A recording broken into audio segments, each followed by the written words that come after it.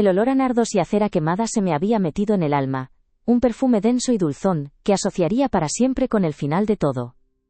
Estábamos los tres, mis hermanos y yo, de pie frente al ataúd de caoba pulida. Laura, la mayor, mantenía una compostura de hielo, con la mirada fija en un punto invisible más allá de la madera. Marcos, el pequeño, tenía los puños apretados y la mandíbula tan tensa que parecía a punto de romperse. Yo, en medio, sentía el peso de sus silencios tanto como el de mi propio dolor. Creíamos que la herencia de mi madre nos uniría en el duelo, qué ingenuos fuimos. En vida, Elena siempre nos había hablado de su legado como el pilar que aseguraría nuestro futuro, el fruto de toda una vida de sacrificios. Nos prometió la casa familiar, el pequeño negocio de antigüedades que era su orgullo, y los ahorros que, según ella, nos darían la tranquilidad que nunca tuvo. Aquellas promesas eran el único consuelo en la neblina de la pérdida. Pero algo en el aire no encajaba. La forma en que el notario, el viejo amigo de la familia, nos miraba con una compasión que rayaba en la lástima. Los susurros ahogados de algunos parientes lejanos. Era una sensación sutil, como una corriente de aire frío en una habitación cerrada, que te eriza la piel y te avisa de que algo va mal, muy mal. De vuelta en la casa el silencio era aún más opresivo. El sol de la tarde se filtraba por los ventanales del salón, dibujando rectángulos de luz sobre la alfombra persa que mamá tanto adoraba. Todo seguía igual, sus libros en las estanterías, su chal de lana sobre el brazo del sofá, su perfume flotando levemente en el ambiente. Era como si en cualquier momento fuera a entrar desde la cocina con una bandeja de té, regañándonos por tener esas caras largas. Señor Garrido, el notario carraspeó, y el sonido rasgó el silencio como una cuchilla. Desplegó un fajo de papeles sobre la mesa de centro, y el simple crujido del documento nos hizo contener la respiración. Nos sentamos frente a él, un tribunal improvisado a punto de recibir una sentencia. Laura se cruzó de brazos, impaciente. Marcos no paraba de mover la pierna, un tic nervioso que delataba su ansiedad. Yo solo podía mirar las manos de Garrido, unas manos viejas y temblorosas que sostenían nuestro destino. Elena era una mujer especial, comenzó con voz queda, y muy reservada. Su última voluntad refleja su carácter. Esa pausa, cargada de un significado que no supimos interpretar, fue el preludio de la tormenta. Nos miró a los tres, uno por uno, y en sus ojos vi una disculpa antes incluso de que pronunciara las palabras que nos destrozarían. Comenzó leyendo las cláusulas menores, pequeños legados sentimentales que parecían diseñados para adormecernos. El reloj de bolsillo del abuelo para Marcos, que siempre lo había admirado. La colección de joyas de plata para Laura, que compartía el gusto de mamá por las piezas antiguas. Para mí, su biblioteca personal, miles de mundos encuadernados que habíamos explorado juntos. Sonreí con tristeza. Hasta ese momento, todo era como debía ser. La mesa quedó en silencio mientras Garrido tomaba aire. Su rostro se había vuelto sombrío, como si las siguientes palabras le quemaran en la garganta. Y ahora, dijo con un hilo de voz, en lo que respecta a los bienes principales, la totalidad de las acciones de la empresa de antigüedades, el legado de Elena, la propiedad sita en la calle del Prado número 12, y la totalidad de los fondos depositados en las cuentas bancarias y productos de inversión asociados. Todos nos inclinamos hacia adelante, conteniendo el aliento. Era el momento que, sin saberlo, marcaría el fin de nuestra familia tal y como la conocíamos. Garrido tragó saliva, evitando nuestra mirada, y sus ojos se clavaron en el papel como si fuera un salvavidas. Lego la totalidad de dichos bienes, en plena y exclusiva propiedad, a don Damián Soler. El nombre quedó flotando en el aire, ajeno, absurdo. Damián Soler. Lo repetí en mi cabeza, buscando alguna conexión, algún recuerdo olvidado. Nada. Miré a mis hermanos. El rostro de Laura era una máscara de incredulidad, sus labios entreabiertos, sin poder formular palabra. Marcos frunció el ceño como si no hubiera entendido bien el idioma en el que le hablaban. «¿Perdón?», logró articular Laura, con una voz extrañamente calmada, la calma que precede al huracán. «Debe de haber un error. No conocemos a ningún Damián Soler». Garrido negó lentamente con la cabeza, sin levantar la vista del testamento. «No hay ningún error, Laura. El nombre está aquí, claro y conciso, firmado ante mí hace apenas 6 meses. Elena estaba en plenas facultades mentales, como atestigua el informe médico adjunto. Fue entonces cuando la primera grieta apareció en nuestra fachada de familia unida». Marcos se levantó de un salto. tirando la silla hacia atrás con un estruendo que nos sobresaltó a todos. «Esto es una puta broma», gritó, con el rostro enrojecido por la rabia. «¿Un timo? ¿Quién coño es ese tío? Seguro que la manipuló el viejo cabrón». «Marcos, por favor», intentó mediar Garrido, pero la furia de mi hermano era un torrente imparable. Se encaró con el notario, señalando los papeles con un dedo tembloroso. «Mi madre nos prometió esa casa. Nos lo prometió a nosotros, a sus hijos, no a un desconocido. Esto no es legal». Laura, recuperada del shock inicial, se puso en pie, adoptando su papel de hermana mayor, la que siempre tomaba el control. «Marcos tiene razón. Esto no tiene sentido», dijo, su voz ahora afilada como el acero. «Señor Garrido, como nuestro abogado espero que entienda que vamos a impugnar este testamento. Es evidente que ha habido coacción o engaño. Nuestra madre jamás haría algo así». El notario suspiró, un sonido cansado y resignado. «Podéis intentarlo», admitió. «Pero os advierto que el testamento es hermético». Elena se aseguró de que fuera inexpugnable. «Hay cláusulas específicas que anulan cualquier legado menor a quien intente recurrirlo. Si lo impugnáis, lo perderéis todo, incluso los recuerdos». Se me heló la sangre. No solo nos había despojado de nuestro futuro, sino que nos había puesto una trampa. Nos había dejado una elección imposible. Aceptar la traición o perder incluso las migajas sentimentales que nos había concedido. Era una crueldad calculada. Una jugada maestra que no encajaba con la mujer que nos había criado. O tal vez sí. ¿Cuánto conocíamos realmente a nuestra propia madre? La habitación se llenó de acusaciones. Marcos, ciego de ira, empezó a dar vueltas por el salón, despotricando contra el tal Damián Soler, contra Garrido, contra el mundo entero. Laura, más fría y cerebral, ya estaba pensando en estrategias legales, en buscar resquicios, en contratar a otro abogado. La guerra por el dinero acababa de empezar entre nosotros, manchando su recuerdo con nuestra codicia. ¿Alguno de vosotros sabía algo?, soltó de repente Laura, mirándonos a Marcos y a mí con una desconfianza que me dolió más que la propia herencia. ¿Mamá mencionó alguna vez ese nombre? ¿Algún amigo nuevo? ¿Alguien?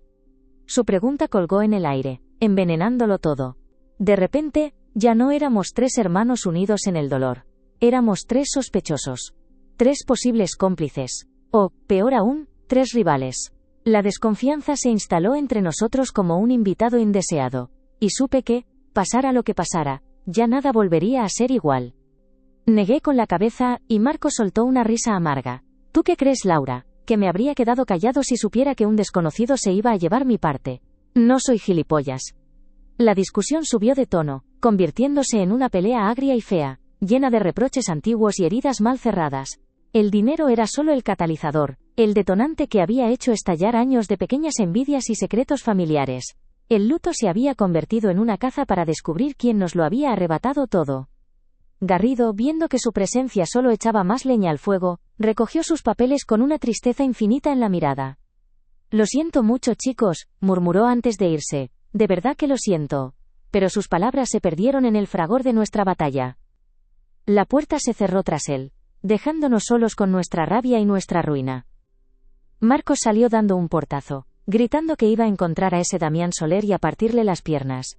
Laura se encerró en el despacho de mamá. Supuse que para empezar a hacer llamadas para movilizar sus contactos y empezar la guerra legal. Yo me quedé solo en el salón, rodeado de los fantasmas de una vida familiar que acababa de hacerse añicos. La luz del atardecer teñía la habitación de un tono anaranjado y melancólico. Me sentía vacío, traicionado no solo por el testamento, sino por la facilidad con la que nos habíamos vuelto unos contra otros. ¿Era esto lo que mamá quería? ¿Destruirnos desde la tumba? No podía creerlo. Tenía que haber una explicación, una razón que se nos escapaba. Caminé sin rumbo por la casa, mis pasos resonando en el silencio. Entré en su dormitorio, un santuario que olía a ella, a lavanda y a libros viejos. Todo estaba en orden, impecable, la cama hecha, sus zapatillas junto a la mesilla de noche. Parecía que iba a volver en cualquier momento. Me senté en el borde de la cama, abrumado por una tristeza profunda y confusa. Mi mirada se posó en su escritorio de roble, el lugar donde pasaba horas escribiendo cartas, gestionando las cuentas del negocio, ordenando su mundo. Sentí un impulso irrefrenable. Necesitaba encontrar algo, cualquier cosa. Una carta, una nota, un diario. Una pista que me explicara el porqué de ese nombre, de esa decisión incomprensible. Abrí los cajones, uno por uno. Estaban llenos de facturas, de documentos bancarios, de viejas postales. Nada fuera de lo común. Todo estaba perfectamente organizado, como siempre. Estaba a punto de rendirme, de aceptar que el secreto de mi madre se había ido con ella a la tumba, cuando mi mano rozó algo extraño en el fondo del último cajón. Era una pequeña protuberancia bajo el forro de fieltro. Tiré con cuidado y el fondo del cajón se levantó, revelando un compartimento oculto. El corazón me dio un vuelco. Contuve la respiración mientras metía la mano en el hueco. Mis dedos tocaron el borde liso y frío de una única fotografía. La saqué a la luz moribunda del atardecer. Era una foto antigua, en blanco y negro, con los bordes dentados. En ella aparecía mi madre, mucho más joven, quizás de unos 20 años. Reía a carcajadas, con el pelo al viento y una felicidad radiante que pocas veces le había visto. A su lado, abrazándola por la cintura, había un hombre joven, apuesto, con una mirada intensa y una sonrisa cómplice. No era mi padre. Un escalofrío me recorrió la espalda. Le di la vuelta a la fotografía con manos temblorosas. En el reverso, escrito con la caligrafía elegante y ligeramente inclinada de mi madre, había 2 nombres y una fecha, grabados con una tinta que el tiempo había vuelto sepia. Elena y Damián, nuestro secreto, verano de 1985. La fotografía me quemaba en las manos. No era solo un trozo de papel viejo, era la llave a una vida que no conocíamos, la prueba de un secreto que mi madre se había llevado a la tumba. Elena y Damián. Aquellos nombres juntos, escritos con su propia letra, reescribían toda nuestra historia. Cada recuerdo, cada sacrificio, cada palabra de amor que nos había dedicado, quedaba ahora teñida por la sombra de esa mentira. ¿Quién era él? ¿Y qué significaba para ella, para que decidiera borrarnos de su vida en el último momento? Sostuve la imagen como si fuera una evidencia en un juicio. Mi primer instinto fue guardarla, esconderla, proteger su memoria de la mancha que ese hombre representaba. Pero la rabia de mis hermanos, sus acusaciones flotando aún en el aire, me obligaron a actuar.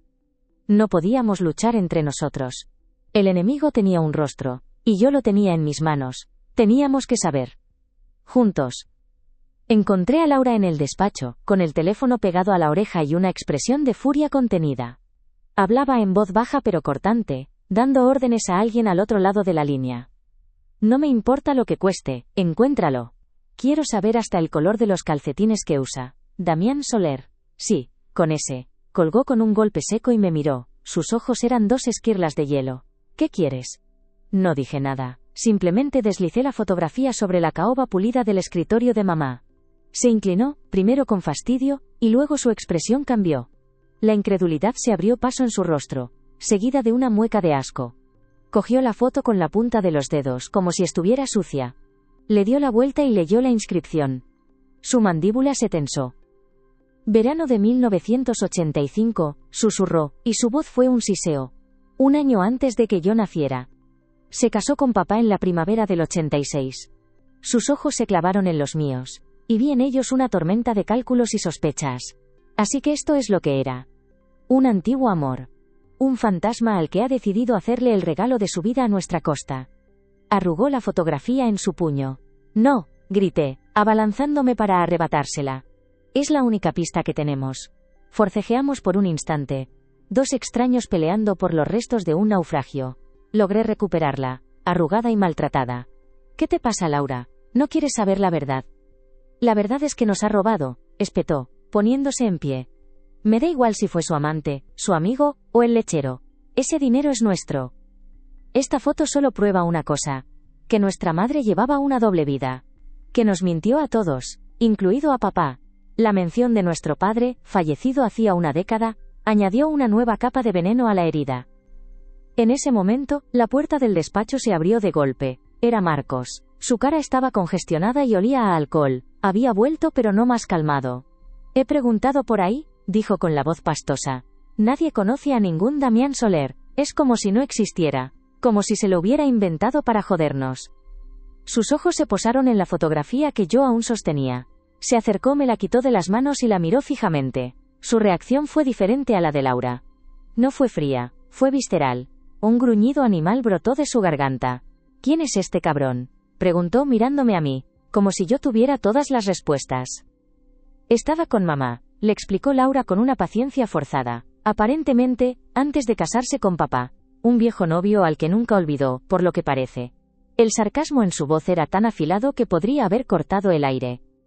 Marcos no pareció escucharla. Solo miraba la cara sonriente de Damián junto a la de nuestra madre. Estaba con ella, repitió, y luego, con una furia que me heló la sangre, rompió la fotografía en 1000 pedazos. Estaba con ella, y ahora se queda con todo. Mientras nosotros nos quedamos sin nada. Maldita sea. Los trozos de la foto cayeron al suelo como confeti en un funeral. Nuestra única pista, destruida por un arrebato de ira ciega. Me quedé mirando los fragmentos, sintiendo que algo más se había roto con ellos, la última posibilidad de entendimiento quizás, el último hilo que nos unía. «Eres un idiota», le gritó Laura, fuera de sí. Podríamos haber usado eso. Podría haber servido para demostrar una relación previa, para argumentar manipulación emocional. ¿En qué coño estabas pensando? Estaba pensando en que ese tipo está brindando con champán a nuestra salud, replicó Marcos, encarándose con ella. Tú con tus abogados y tus planes, y yo aquí, viendo cómo nos mean encima. Hay que hacer algo, Laura, algo de verdad. La discusión se convirtió en un caos de gritos y reproches. Laura lo acusaba de ser un crío impulsivo, y él la acusaba a ella de ser una insensible que solo pensaba en el dinero. Se lanzaron a la cara trapos sucios de años, viejas rencillas que la muerte de mi madre había desenterrado.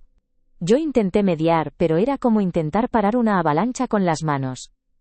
Basta, grité con todas mis fuerzas, basta ya los dos, ¿no lo veis? Esto es lo que ella querría, que nos destrocemos entre nosotros. Se hizo un silencio tenso, cargado de electricidad. Me miraron como si acabara de blasfemar. ¿Tú de qué lado estás?, me espetó Marcos, con los ojos inyectados en sangre. ¿Del nuestro, o del de ella y su amante? La pregunta me golpeó como una bofetada. De repente, yo también era un sospechoso. Mi intento de encontrar una razón, de entender a mi madre, era visto como una traición. Para ellos la batalla era simple. Nosotros contra Damián Soler. Cualquier matiz, cualquier duda, era ponerse del lado del enemigo. Laura, recuperando su compostura glacial, nos dio la espalda. Haced lo que queráis, dijo, volviendo a sentarse tras el escritorio.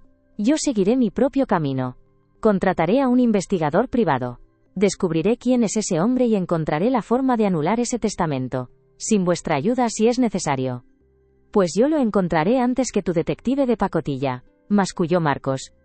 Salió del despacho dando otro portazo, dejándonos a Laura y a mí en un silencio sepulcral. Ella no me miró. Empezó a teclear en su portátil, como si yo ya no estuviera allí. Su mensaje era claro, la alianza se había roto. A partir de ahora, cada uno iba por su cuenta. Me sentí completamente solo. Me arrodillé y empecé a recoger los pedazos de la fotografía, como si al unirlos pudiera recomponer también a mi familia. Era inútil. Los bordes estaban rasgados, las caras de mi madre y Damián, partidas por la mitad. Era una metáfora perfecta de nuestra situación. Durante los días siguientes, la casa se convirtió en un campo de batalla silencioso. Apenas nos cruzábamos. Oíamos las llamadas telefónicas de los otros a través de las puertas cerradas, cada uno moviendo sus hilos en secreto. Laura pasaba horas encerrada en el despacho. Marcos entraba y salía a horas intempestivas, con aspecto cansado y frustrado. La desconfianza era un veneno que lo impregnaba todo. Yo, por mi parte, decidí buscar respuestas en el único lugar que me quedaba, en el legado que mi madre me había dejado a mí, sus libros. Pasé horas en la biblioteca, recorriendo los lomos de cuero y papel, acariciando los títulos que ella tanto amaba. Era mi forma de sentirla cerca, de intentar escuchar su voz entre las páginas. Buscaba algo, cualquier cosa, una nota, una flor seca, una anotación en el margen. Revisé sus novelas favoritas, sus libros de arte, sus colecciones de poesía. Nada. Empezaba a pensar que era una búsqueda inútil, que el secreto había sido borrado por completo, cuando mi mano se detuvo en un viejo volumen de poemas de Neruda. Era una edición gastada, con las esquinas dobladas. A mamá le encantaba. Solía leernos algunos versos cuando éramos pequeños. Al abrirlo, algo cayó de entre las páginas y revoloteó hasta el suelo. Era un sobre pequeño, amarillento por el tiempo. No tenía remitente ni destinatario. Solo mi nombre, caligrafiado con la letra de mi madre. Se me paró el corazón. Mis manos temblaban tanto que apenas podía sostenerlo. ¿Por qué a mí? ¿Por qué estaba esto aquí, escondido, esperándome solo a mí? Me senté en el suelo, con la espalda apoyada en la estantería, y rompí el sello con un cuidado reverencial. Dentro había una única hoja de papel doblada. Era una carta, su carta. Hijo mío, empezaba. Si estás leyendo esto, es porque he muerto y porque seguramente me odias. Os he dejado con un lío terrible, lo sé. Y no hay excusa que pueda aliviar el dolor que os he causado. Pero necesito que al menos tú, mi alma sensible, mi lector, intentes comprender. Las lágrimas nublaron mi vista mientras seguía leyendo. Me contó la historia de Damián. Se conocieron en la universidad. Fue su primer y único gran amor. Un amor apasionado, prohibido por sus familias que estaban enfrentadas por viejas disputas de negocios. Planearon fugarse juntos, empezar una nueva vida lejos de todo. Pero la noche antes de partir, ocurrió una tragedia. Hubo un accidente. Un terrible accidente en el que el padre de Damián murió. Y el culpable, según todas las pruebas, fue el abuelo, mi abuelo materno. Nunca se pudo demostrar del todo, pero la sombra de la culpa destrozó a ambas familias, y su amor se volvió imposible. Damián, roto por el dolor y la lealtad a su familia, la dejó. Le hizo jurar que nunca revelaría lo que había pasado, para no deshonrar la memoria de su padre ni destruir por completo a mi abuelo. Mi madre, con el corazón destrozado, obedeció. Unos meses después conoció a mi padre, un hombre bueno y estable que le ofreció un refugio. Se casó con él, formó una familia, y enterró su pasado tan profundamente que casi llegó a creer que nunca había existido. Pero nunca olvidó a Damián, ni la deuda que sentía que tenía con él. Le quité todo, hijo mío, escribía. Mi familia le arrebató a su padre y su futuro. Yo le arrebaté la posibilidad de ser feliz. Viví una vida que debía haber sido suya. Este dinero, esta casa, todo se construyó sobre los cimientos de su desgracia. No es una herencia, es una restitución. Es lo único que puedo hacer para saldar una deuda que me ha atormentado cada día de mi vida. Sé que es un precio muy alto para vosotros, pero es el único acto de justicia que me queda. Perdóname. Terminé de leer la carta con el alma en un puño. No era una traición. Era un acto de amor desesperado, un intento de redención desde la tumba. No odiaba a mi madre. En ese momento la comprendí como nunca antes. El peso de ese secreto debió de ser insoportable. Y sentí una oleada de compasión por ella, y por ese hombre, Damián, cuya vida había sido destrozada. Tenía que enseñárselo a mis hermanos. Tenían que saberlo, esto lo cambiaba todo, ya no se trataba de dinero sino de honor, de una tragedia familiar que nos superaba. La verdad podría quizás sanarnos, podría unirnos de nuevo. Corrí por el pasillo, con la carta en la mano, un salvoconducto hacia la paz. La puerta del despacho de Laura estaba entreabierta. Me detuve a punto de entrar cuando escuché su voz. Hablaba por teléfono, pero su tono era diferente al de otras veces. No era el tono duro y profesional que usaba con sus abogados. Era bajo, casi seductor, y extrañamente cómplice. Sí, lo entiendo perfectamente, Damián, dijo, y el nombre me golpeó como un puñetazo en el estómago. Contuve la respiración, pegando la oreja a la madera. Había encontrado a Damián Soler, ¿ya? No, por supuesto que no les he dicho nada a mis hermanos, continuó Laura, y una risa fría y carente de alegría escapó de sus labios. Marcos es un cabeza loca, lo estropearía todo. ¿Y el otro? Bueno, el otro es demasiado blando. Se pasaría el día llorando por la pobre historia de amor de mamá en lugar de ver la oportunidad que tenemos delante. Sentí que el suelo se abría bajo mis pies. ¿Oportunidad? ¿De qué estaba hablando? Escúchame, Damián, el testamento es sólido, pero mis hermanos van a dar guerra. Pueden retrasarlo todo durante años, gastar una fortuna en abogados. Yo te ofrezco una solución más limpia. Yo me encargo de ellos. Los convenzo de que desistan, de que es una batalla perdida. A cambio, digamos que un 20% de la herencia total sería una compensación justa por mis servicios de mediación. Piensa en ello. Es un trato en el que todos ganamos. Bueno, casi todos. Se me heló la sangre. No podía respirar. La carta de mi madre, llena de dolor y arrepentimiento, se arrugó en mi puño. Laura no estaba luchando por la familia. No estaba defendiendo nuestro legado. Había encontrado al enemigo y en lugar de enfrentarse a él, se había unido a sus filas. Estaba negociando la venta de sus propios hermanos por un puñado de plata. La traición era tan absoluta, tan fría y calculada, que me dejó sin aire. El enemigo no era un fantasma del pasado llamado Damián. El enemigo estaba al otro lado de esa puerta. Era mi propia hermana. Y yo estaba a punto de entregarle el arma que necesitaba para destruirnos para siempre. La voz de Laura al otro lado de la puerta era un veneno helado que se filtraba por la madera. Cada palabra, cada sílaba de su acuerdo con Damián era una puñalada en la espalda de nuestra familia ya moribunda. Me quedé inmóvil en el pasillo con la carta de mi madre arrugada en el puño, su confesión convertida en un chiste macabro por la traición de mi hermana. La verdad que ella quería que yo entendiera ya no importaba. Laura la había convertido en simple mercancía. Mi primer impulso fue irrumpir en el despacho, arrojarle la carta a la cara y gritar hasta quedarme sin voz. Quería ver su rostro de hielo resquebrajarse, quería que supiera que la había descubierto. Pero una frialdad que no reconocía como mía se apoderó de mí. La rabia de Marcos era un fuego que lo consumía todo sin control. La de Laura, un cálculo gélido. Mi dolor, en ese instante, se transformó en algo afilado y preciso. No iba a ser su víctima. Respiré hondo, alisando la carta y guardándola en el bolsillo interior de mi chaqueta. Se sentía como un trozo de plomo sobre mi corazón. Caminé hacia el salón, me serví un vaso de agua con manos que apenas temblaban y esperé. Unos minutos después Laura salió del despacho con una expresión de triunfo mal disimulado. Al verme, su rostro adoptó una máscara de preocupación fraternal. Era una actriz consumada. ¿Estás mejor?, preguntó, su voz goteando una falsa compasión. Sé que es mucho que asimilar. Pero tenemos que ser prácticos. Pensar con la cabeza y no con el corazón. Era su forma de decirme que mi dolor era una debilidad. Era su forma de prepararme para la estocada final. Decidí jugar su juego. La miré, forzando una expresión de derrota. Tienes razón, dije, y las palabras sabían a ceniza en mi boca. Marcos ha salido como un loco, y yo no sé qué hacer. Tú siempre has sido la fuerte, Laura. La que sabe cómo funcionan estas cosas. ¿Qué vamos a hacer? Una chispa de satisfacción brilló en sus ojos. Me había subestimado como siempre. Me veía como el hermano soñador, el lector inofensivo, incapaz de enfrentarse al mundo real. Y esa iba a ser mi mejor arma. Lo primero es mantener la calma, dijo, adoptando el tono de una generala ante sus tropas. Ya he puesto en marcha algunas cosas. He hablado con un abogado, uno de los mejores. Me ha dicho que impugnar el testamento es casi imposible y muy caro. Pero quizás haya otra vía. Mentía, cada palabra era una mentira calculada.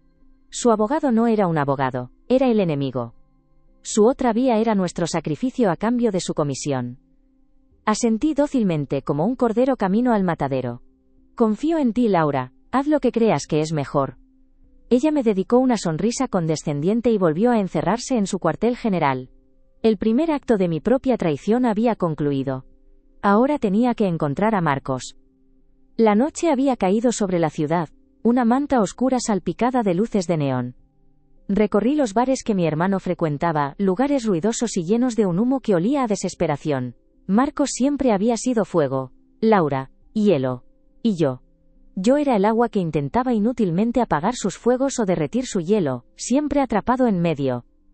Pero el agua, cuando se congela, puede ser tan dura como el acero. Y yo sentía cómo el frío se apoderaba de mí. Lo encontré en una tasca del centro, acodado en la barra frente a un vaso de whisky casi vacío. Su reflejo en el espejo tras las botellas era el de un hombre acorralado.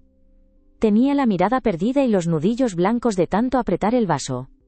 Me senté a su lado en silencio. No me miró, pero supo que era yo. Si vienes a darme el sermón de Laura te puedes ahorrar el viaje, masculló, sin apartar la vista del fondo de su vaso. Laura no sabe que estoy aquí, respondí en voz baja, y no vengo a darte ningún sermón. Apuró el whisky de un trago e hizo una seña al camarero para que le sirviera otro. El líquido ámbar llenó el vaso de nuevo. «¿Entonces a qué vienes?», preguntó, su voz cargada de una agresividad cansada. «¿A decirme que lo acepte? Que me joda y sonría mientras un desconocido se mea en la tumba de mamá y en nuestro futuro». «Vengo a decirte que he encontrado algo», dije, y él por fin giró la cabeza para mirarme. Sus ojos estaban inyectados en sangre, una mezcla de alcohol y furia. Mamá tenía una vida antes que nosotros, antes que papá, y ese hombre, Damián Soler, formaba parte de ella. Le conté una versión editada de la carta. Le hablé con acento agudo del amor de juventud, de la promesa rota, del secreto que mi madre había guardado durante décadas. Omití la parte de la tragedia, la del accidente y la culpa de nuestro abuelo. No necesitaba compasión ahora, necesitaba canalizar su rabia. Si le contaba toda la verdad, su furia podría convertirse en una pena inútil. Necesitaba que viera a Damián no como una víctima, sino como un chantajista emocional, que se había aprovechado de la culpa de una mujer moribunda. Marcos escuchó en silencio, con el ceño fruncido. La historia pareció descolocarle. Su rabia, antes un torbellino sin dirección, empezó a enfocarse en un punto. «¿Un noviete?», dijo con desprecio. «¿Nos ha dejado en la puta calle por un recuerdo, por un fantasma?». Parece que sí, mentí. Un fantasma al que ha decidido resucitar con nuestro dinero. Vi cómo la idea echaba raíces en su mente. Era más fácil de asumir que una traición sin sentido. Le daba a su ira un rostro, una historia, un motivo. Esa vieja zorra, susurró. Pero no se refería a nuestra madre, sino a la idea de ese amor que nos había desheredado. Entonces, no es un estafador cualquiera. Es alguien con un vínculo real. Eso lo hace peor. Mucho peor. Lo hace vulnerable, corregí, y me incliné hacia él. Olvídate de partirle las piernas, Marcos. Eso no nos devolverá nada. Pero esta historia sí podemos usarla. Laura quiere ir por la vía legal, lenta y cara. Pero nosotros podemos ir por otra parte. La parte personal. Por primera vez esa noche, vi un destello de lucidez en sus ojos. Un brillo calculador que nunca antes le había visto. El dolor nos estaba cambiando, nos estaba afilando.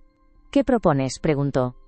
Por ahora nada, dejemos que Laura mueva ficha. Ella cree que me tiene de su lado, que soy su perrito faldero. Sigámosle el juego. Veamos qué es lo que trama de verdad.